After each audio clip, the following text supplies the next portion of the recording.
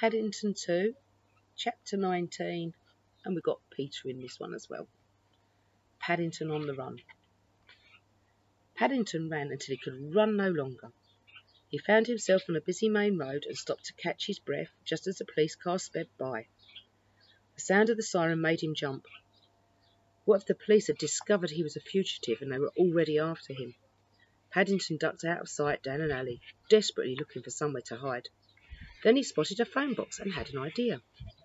I wonder, he thought, putting his hand on his double coat pocket. There, he said, bringing out the coin that Mrs. Bird had pulled from his ear all those months ago. He dialed the Browns' number, praying that they would be home and that they would want to speak to him.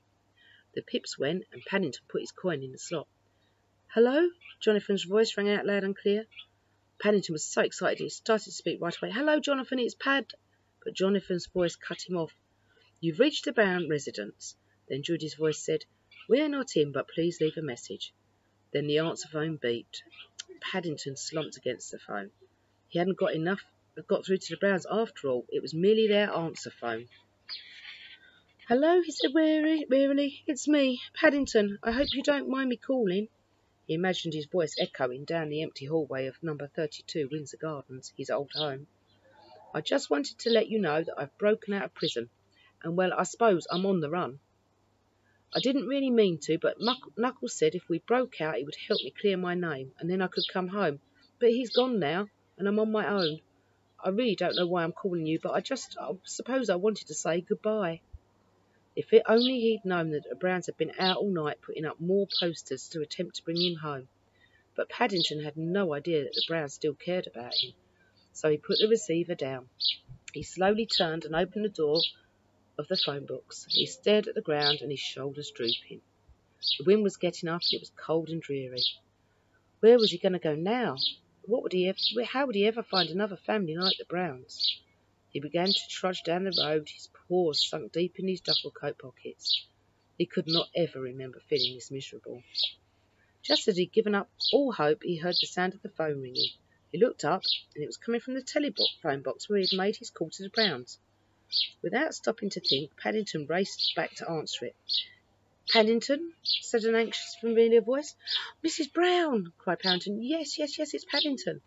He could hear the other members of the family rushing to the phone, all talking at once. I'm so sorry I escaped, Mrs. Brown, he continued. I thought you'd given up on me. We'd never give up on you, Paddington, said Mrs. Brown. You must know that. Paddington, said Mr. Brown, speaking down the phone over his wife's shoulder. It's so good to hear your voice. Mrs. Bird joined in. Your family, she said. Of course we haven't forgotten you. And we know who the thief was, Paddington, heard Judy say. It was Phoenix Boochman, Jonathan added excitedly. Paddington was puzzled. Mr. Boochman? He repeated. That's right, dearie, said Mrs. Bird. But he's disappeared into thin air. Mrs. Brown took the phone back from the others. We've been looking for him at every landmark in that book, every last page, she said with a sigh.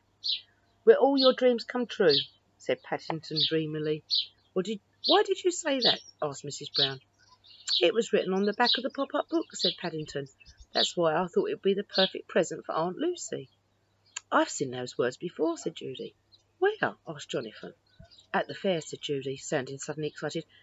It was behind you, Paddington, when you helped Phoenix open the fair. The fairground organ was behind you, and the words on the organ were, where all your dreams come true. The organ, said Jonathan. That must be where Madame Kozlova hid her fortune. In that case, let's stop wasting time and get to the fair, said Mr. Brown, in a business-like manner. It's too late, said Mrs. Bird. I read in the newspaper that they're leaving first thing in the morning. On their steam train? Asked Jonathan. Yes, said Mrs. Brown. The note, that must have been where Phoenix has gone, 6:35. Mr. Brown had clearly decided he needed to take control. Paddington, he said. Yes, Mr. Brown, said Paddington eagerly. Get to the station right away. If we can find Phoenix and that book, we can prove everything. We'll meet you there. Paddington put down the receiver and rushed out of the phone box.